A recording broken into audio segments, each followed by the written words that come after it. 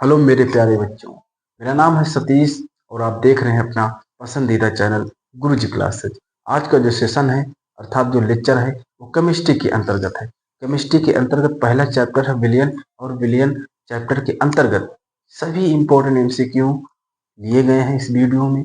अगर आप इस वीडियो को देख लेते हैं तो आपके जितने भी एमसीक्यू क्वेश्चन आते हैं वो कंप्लीट हो जाएंगे। ठीक, तो आपको ज़्यादा समय नहीं लेना, टाइम पे चलना। क्वेश्चन नंबर फर्स्ट बोला है, स्क्रीन पर दिख रहा होगा क्वेश्चन। 180 ग्राम जल में जल के कितने मोल होते हैं? आपके ऑप्शन दिए हैं, option first, second, third, fourth. ठीक, इसमें सबसे पहले दिया 1 मोल। ठीक, अच्छे से लिख लो 1 मोल। दूसरा दिया है कितना, ऑप्शन में देख लो 18 मोल। तीसरा कितना दिया है 10 मोल। और चौथा जो दिया है वो दिया है 100 मोल। ये आपके ऑप्शन है। चीजें समझ में आई ना। तो उसने बोला है कि 180 ग्राम जल में जल के कितने मोल होते हैं। मेरे प्यारे बच्चों, एक चीज ध्यान दीजिए इधर। अगर मोलों की संख्या, मोलों की संख्या बराबर, ठीक, जब भी कहे मोलों की संख्या ज्ञात कीजिए, विलियन चैप्टर के अंतर्गत मोलों की संख्या के लिए एक सूत्र होता है। अब एक इंपॉर्टेंट ध्यान दीजिए, आपके नॉलेज के लिए एक बात ध्यान दीजिएगा। मैंने विलियन चैप्टर के अंतर्गत जितने भी सारे क्वेश्चन बनते हैं, जितने भी सारे टाइप के क्वेश्चन बनते हैं, किन किन सूत्रों पे क्वेश्चन बनते हैं, ये सब वीडियो मैंने आपको पढ़ा दिया। ये सारी चीजें मैंने आपको बता दिया। आपको वो वाला वीडियो डिस्क्रिप्शन में दिया हुआ, आप जाइए उसको देखिए, फिर इसमें ज्यादा मजा आने वाला है। क्योंकि विलियन चैप्टर के सारे सूत्र मैंने आपको बता दिए, ए टू जेड, मोलरता, मोलरिटी, ये सब मोल प्रभाज, ये सब परसेंट दाब, केबी के एफ के लिए मैंने सब सूत्र बता दिए। और ये भी मैंने बताया कि जितने भी सूत्र लिखाया है मैंने, उस सूत्र से कितना इंपॉर्टेंट न्यूमेरिकल आते, कौन सूत्र पे ज्यादा न्यूमेरिकल आते, वो आप देखिए। फिर इसके तैयार आइए तो आपके ज्यादा समझ आ जाएगा। तो मोलों की संख्या निकालने के लिए जो इसका होता है विलेय का भार, और ये रहता है ग्राम में। ठीक, ग्राम में रहता है बटे, और यहाँ पे अणुभार। ठीक, अणुभार के लिए भी मैं जल्द से जल्द आपको लिस्ट दे दूंगा, टेंशन मत लीजिएगा। तो ये होता है विलेय का भार ग्राम में और अणुभार। जब भी कहे मोलों की संख्या निकालने के लिए तब यही सूत्र आपको रखना है। तो आप लिखिए मोलों की संख्या बराबर विलेय का भार जो दिया हुआ है क्वेश्चन में 180 दिया था, और जल का जो अणुभार होता है वो 18 होता है। काट दो, यहाँ पे आपको बच जाएगा 10, 10 मोल आंसर आ जाएगा। इसका मतलब ऑप्शन नंबर सी है। पहला क्वेश्चन इज कंप्लीटेड। आशा करते हैं तो चीजें समझ में आ रही। चलिए क्वेश्चन नंबर 2, अगर वीडियो देख लेते तो आप सब डाउट क्लियर हो जाएगा। क्वेश्चन नंबर 2, ठीक, तो ये था मेरा मोल निकालने वाला क्वेश्चन। चलिए क्वेश्चन नंबर 2, ठीक, क्वेश्चन नंबर जो दो है वो है आपके स्क्रीन पे दिख रहा होगा, आप ध्यान दीजिए, बहुत इंपॉर्टेंट क्वेश्चन है। उसने बोला है निम्नलिखित में से कौन सा अणुसंख्य गुणधर्म है। बहुत बढ़िया क्वेश्चन। ऑप्शन आपको दिया है पृष्ठ तनाव, सान्यता और प्रसरण दाब और प्रकाशिक सक्रियता। ये क्वेश्चन आपको अच्छे से कंप्लीट कर लेना है, तभी समझ में आएगा, नहीं तो आपको दिक्कत हो सकती है। देखो, अणुसंख्य गुणधर्म जो होते हैं, अणुसंख्य गुणधर्म जो होते हैं वो होते हैं 4 प्रकार के। ठीक, ये होता है अणुसंख्य गुणधर्म। अणुसंख्य गुणधर्म की आपको डिफिनीशन तैयार कर लेना है अच्छे से किसी भी क्वेश्चन बैंक बुक से। और अणुसंख्य गुणधर्म 4 प्रकार के होते हैं। ठीक, पहला आपको जो होता है, ये सब मैंने आपको बता दिए पीछे वाली थ्योरी वाले वीडियो, आप जाके वहां देखिए। तो उसने बोला है कि है, ठीक, अणुसंख्य गुणधर्म कौन सा है, तो इसमें ऑप्शन में दिख रहा है सी। तो सी जो होता है वो होता है प्रसरण दाब। प्रसरण दाब को पी से लिखा जाता है। ठीक, इसका मतलब इसमें सी ऑप्शन सही। अब देखो, इसी में क्वेश्चन बनता है कि निम्नलिखित में से कौन सा अणुसंख्य गुणधर्म नहीं है। नहीं है वे आपको श्यानता रहेगा, पृष्ठ तनाव रहेगा, और प्रकाशिक घूर्ण रहेगा, अघूर्ण। ठीक, तो ये 3 चीजें हैं नहीं रहती हैं, और जो है वो 4 चीजें रहेंगी। पहला आपका रहेगा वाष्प दाब में अवक्षेपित अवनमन, दूसरा आपका रहेगा क्वथनांक, का उन्नयन, तीसरा रहेगा हिमांक का अवनमन और चौथा रहेगा परस्पर दाब। तो परस्पर दाब है ना आपकी ऑप्शन में, तो वो आपका आंसर हो जाएगा, टिक कर लीजिएगा। ये था क्वेश्चन मेरा दूसरा। चलिए क्वेश्चन नंबर तीसरा। ठीक, क्वेश्चन नंबर जो तीसरा है आपकी स्क्रीन पे दिख रहा होगा, बढ़िया क्वेश्चन। उसने बोला है कि 8 ग्राम, बहुत इंपॉर्टेंट, 3-4 बार क्वेश्चन रिपीट हुआ, आप जाके देखेंगे तो पता चल जाएगा।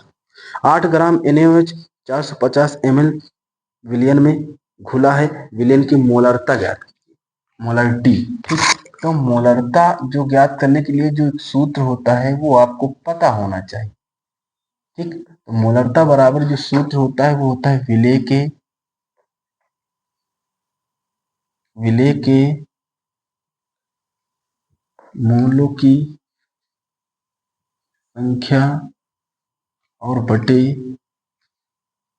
विलयन का आयतन लीटर में।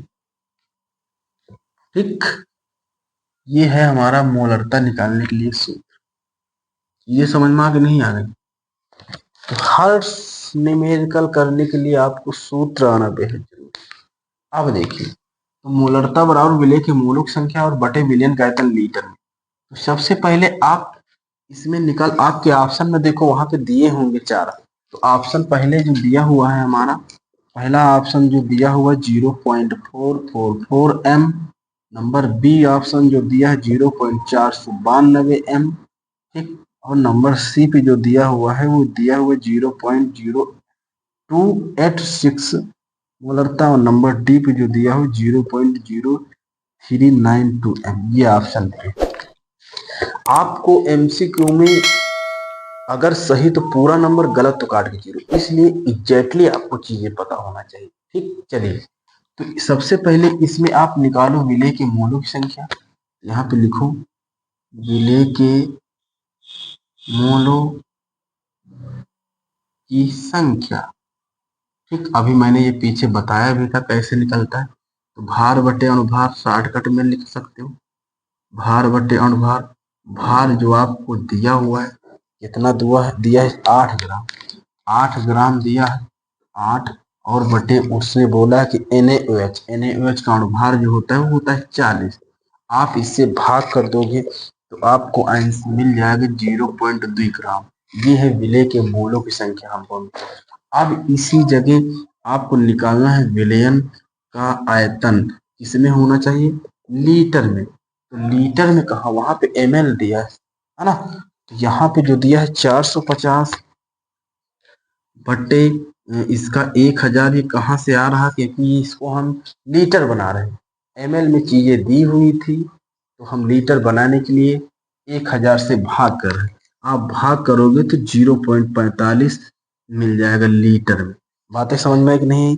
एकदम बेस्ट है, कोई बहुत बड़ी बात नहीं, एकदम सही। अब जाकर मोलरता में रख दो, मोलरता में रख दो, तो विलेय के मोलों की संख्या हमको कितनी मिली, 0.2 ग्राम।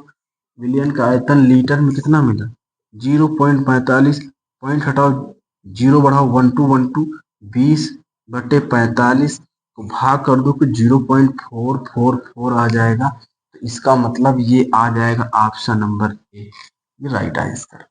बहुत इंपॉर्टेंट चीजें हैं, आपको समझना है तभी आप अच्छा कर पाए। बातें समझ में आई ना मेरे प्यारे बच्चों?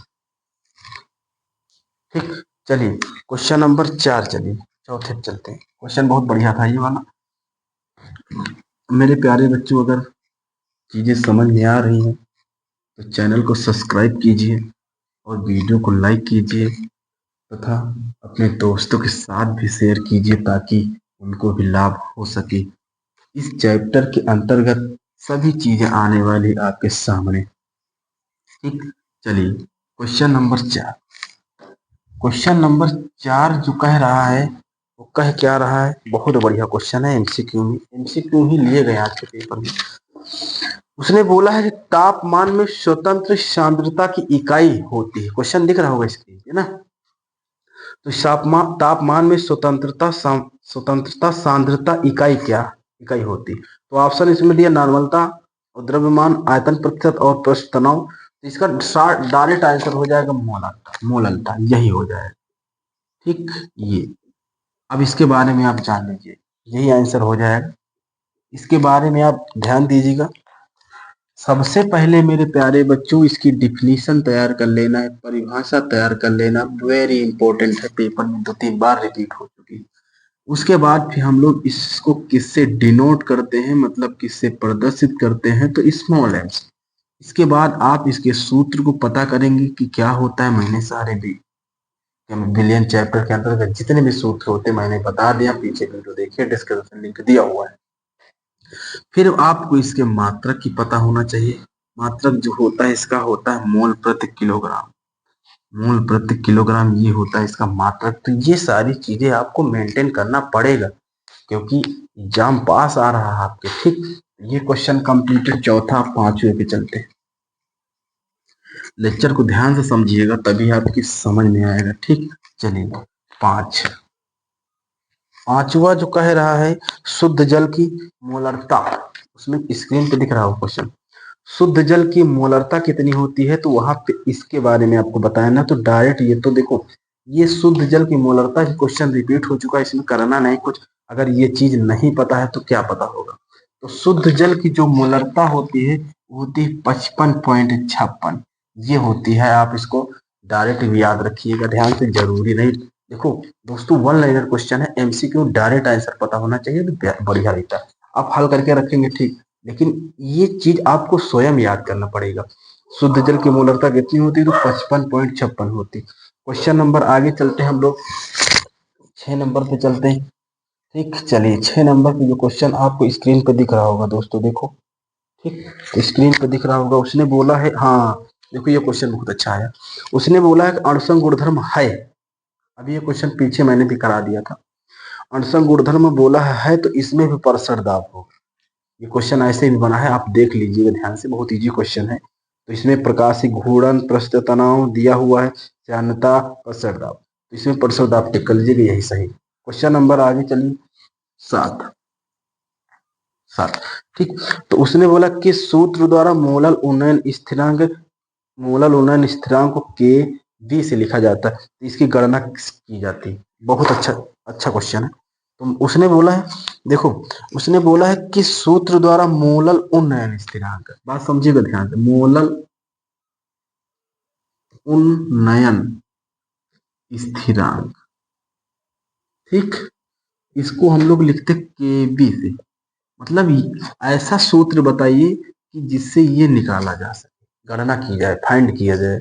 तो मोलल उन्नयन स्थिरांक जो है आपको एकदम इजी, ऑप्शन 4 दिए होंगे आपके। तो पहला ऑप्शन आप इधर चेक कर लीजिए ध्यान से क्या क्या दिया है। पहला ऑप्शन एक बार देख लो इधर, पहला ऑप्शन दिया है कितना, m गुणे टी बी, और यहाँ पे हो जाएगा बड़ा डबल। ठीक, उसके बाद 1000, आपको क्या करना है, स्मॉल डब्ल्यू, ये पहला ऑप्शन। ऑप्शन नंबर दूसरा जो दिया हुआ है वो 1000 और गुणे delta T, delta T B गुणे इसके बाद स्मॉल डब्ल्यू बटे यहाँ पे है इस capital W. Okay, number C पे कह रहा है 1000 और गुणे स्मॉल डब्ल्यू, यहाँ पे नहीं है पॉइंट, ठीक, इसको याद रखना, इनटू छिपा हुआ है, स्मॉल डब्ल्यू उसके बाद यहाँ पे एम, उसके बाद डेल्टा टी बी यहाँ पे दिया है स्मॉल, स्मॉल हाँ नहीं कैपिटल, उसके बाद नंबर डी पे, डी पे जो दिया इनमें से कोई नहीं, ना नाप दीजिए, इनमें से कोई नहीं, ना नाप दीजिए। ठीक, ये है हमारे ऑप्शन है। तो उसने मोलल उन्नयन स्थिरांक ये भी, अब ध्यान दीजिए इसके, ये तो बहुत इंपॉर्टेंट है सूत्र, और ये क्वेश्चन भी इससे पूछे जाते हैं। देखो आपको सूत्र जो है आपका वो होता है एम, कैपिटल एम बराबर 1000 और गुणे के B small W delta T B और ये बड़ा डब्ल्यू। ठीक, ये होता है सूत्र एम के सापेक्ष, अणुभार के सापेक्ष। बट इसके केबी के सापेक्ष हमको बताना है बेटा, तो करेंगे इसको पक्षांतर, इससे करेंगे 1000 और गुणे के बी, इसके बाद स्मॉल डब्ल्यू, फिर इससे करो एम गुणे डेल्टा टी बी, फिर इसके बाद गुणे बड़ा डब्ल्यू। हमको किसके सापेक्ष निकालना है, के बी के, तो के बी को इधर लेके आओ, तो m गुणे डेल्टा टी बी, और यहाँ पे जो हो जाएगा बड़ा W, इसके बाद ये 1000 और ये हो जाएगा कितना, स्मॉल w। ये है सूत्र, इसी से ये गणना होगा। कोई ऑप्शन मिल रहा क्या, जरा एक चेक करिएगा। हाँ मिल रहा ना, पहला ऑप्शन मिल रहा है, राइट आंसर हो जाएगा। ठीक, ये चीजें नोट कर लीजिएगा, अच्छा कुछ है नहीं, चीजें समझिएगा ध्यान से। चलिए question number next, question number 8। बेटा इसको नोट कर लेना, इंपॉर्टेंट चीजें हैं, इसमें बहुत महत्वपूर्ण। कोई भी अनुसार पेपर उठा के देखिए, अगर ऐसे क्वेश्चन ना बने हुए तो मुझे बताइए कमेंट करके। और ये भी आप बताइए कि वीडियो कैसा है, कमेंट करके लाइक कीजिए, कमेंट भी कीजिए कैसा है। चलिए क्वेश्चन नंबर बोला है कि अगला क्वेश्चन स्क्रीन पे दिख रहा होगा, निम्नलिखित में से किसमें विलयन का अणुसंग गुण नहीं है। ये क्वेश्चन मैंने पीछे बता भी दिया, तो उसने नहीं बोला है, तो ध्यान दीजिए नहीं में आपको कौन कौन ध्यान देना, 3 चीजें अणुसंग गुणधर्म रिलेटेड। क्वेश्चन नंबर 8 है ना, 8 देखो, अणुसंग गुणधर्म, अणु अणुसंख्य गुणधर्म, ये टॉपिक तो बहुत इंपॉर्टेंट है, इसको कंप्लीट करना पड़ेगा। देखो उसने नहीं वाला और हाँ वाला कंसेप्ट क्लियर कर लेना, इस जगह पे ध्यान दीजिएगा। तो ये जो होते हैं वो होते हैं 4 प्रकार के, ठीक, थोड़ा अच्छे से लिखिए, 4 प्रकार के होते हैं।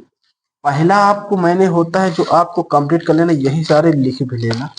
वाष्प दाब, इधर देख लीजिए सारे, वाष्प दाब